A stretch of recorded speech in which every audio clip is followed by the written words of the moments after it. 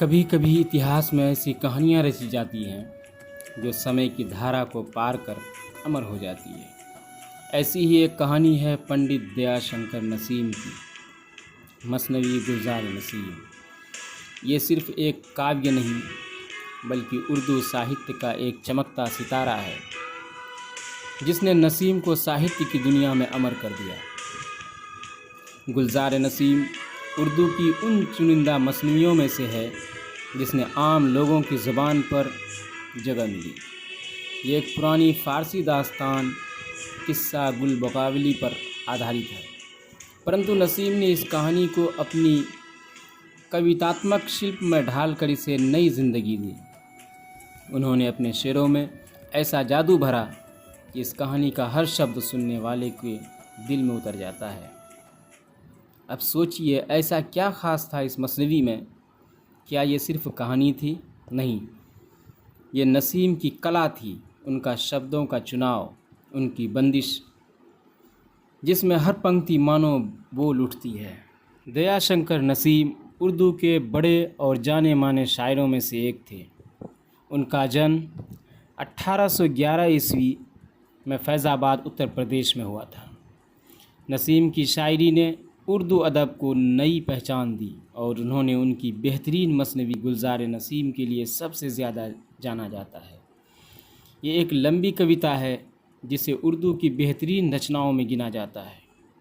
नसीम की शायरी की ख़ास बात यह है कि वो बहुत सादा और सीधे भाषा में गहरे जज्बात यानी इमोशन को बयान करते थे। उनकी शायरी में मोहब्बत, ज़िंदगी की मुश्किलें और रिश्तों की बारीकियों का बहुत अच्छा ज़िक्र होता है। जैसे उनका ये शेर देखिए, दिल की बातें हमेशा दिल में रखें, दिल की बातें हमेशा दिल में रखें, आंसुओं को यूं ही बहने न दें। इस शेर में नसीम ने बड़े ही सादे तरीके से दिल की गहराई को बयान किया है।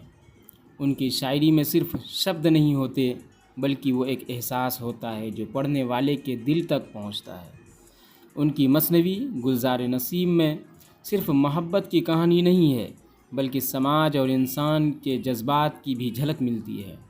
उन्होंने अपनी रचनाओं में कुर्बानी को बहुत खूबसूरत अंदाज में पेश किया है। नसीम की शायरी का एक और उदाहरण, जब दुनिया के गम से दिल थक जाए, जब दुनिया के गम से दिल थक जाए, नसीम की शायरी सुकून दिलाए। नसीम की ज़िंदगी बहुत छोटी थी।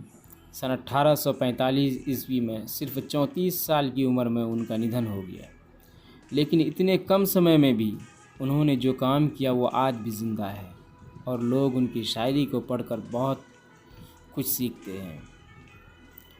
दयाशंकर नसीम का उर्दू साहित्य में बड़ा योगदान रहा है। उनकी शायरी में सादगी, गहराई और जज्बात का एक खूबसूरत मेल है। उनकी रचनाओं ने उर्दू को एक नई दिशा दी और वो आज भी पढ़ने वालों के दिलों में ज़िंदा है। दोस्तों, ये कोई साधारण दास्तान नहीं, किस्सा गुल बकावली एक पुरानी फ़ारसी कहानी थी, लेकिन पंडित दयाशंकर नसीम ने उसे उर्दू के सबसे खूबसूरत अल्फाजों से सजाकर हमेशा के लिए अमर बना दिया। उनकी मसनवी में ऐसा जादू था कि हर एक लफ्ज़ जैसे बोलता था। यही वजह है कि आज भी इस मसनवी के शेर हमारे रोज़मर्रा की ज़िंदगी में ज़िंदा है।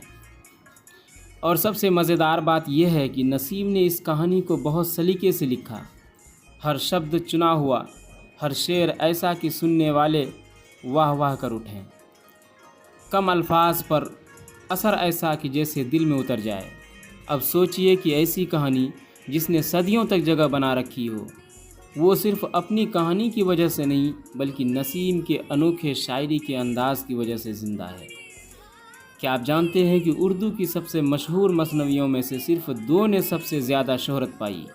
मीर हसन की सहरुल बयान और पंडित दयाशंकर नसीम की गुलजार नसीम।